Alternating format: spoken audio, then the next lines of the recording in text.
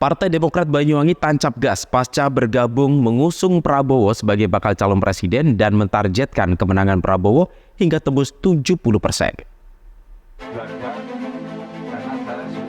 Partai Demokrat Banyuwangi tancap gas pasca bergabung mengusung Prabowo sebagai bakal calon presiden.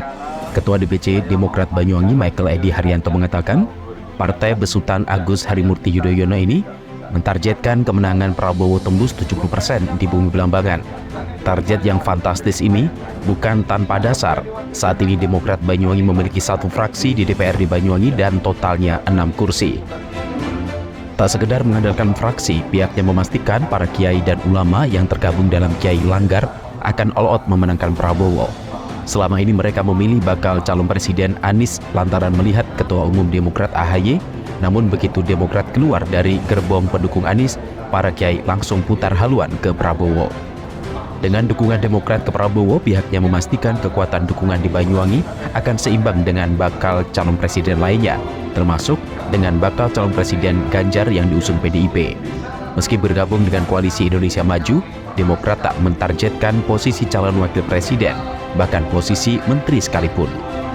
Kami di Banyuwangi, saya sebagai ketua Partai Demokrat akan koordinasi dengan partai-partai pengusung karena kita menunggu dulu nunggu wakilnya tetap sehingga kita lebih lengkap lagi untuk koordinasi bersama partai pengusung.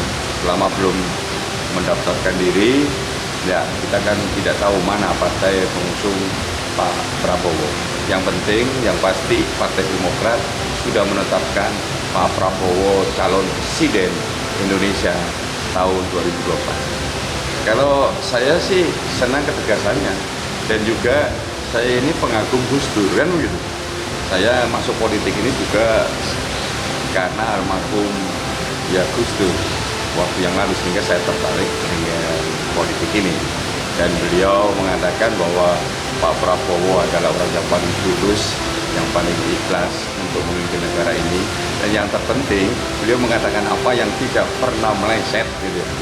Ramalan beliau mengatakan bahwa Pak Prabowo akan menjadi presiden di masa tuanya. Dan ini kesempatan dan saya yakin ya Prabowo makin didukung oleh semua partai dan juga masyarakat.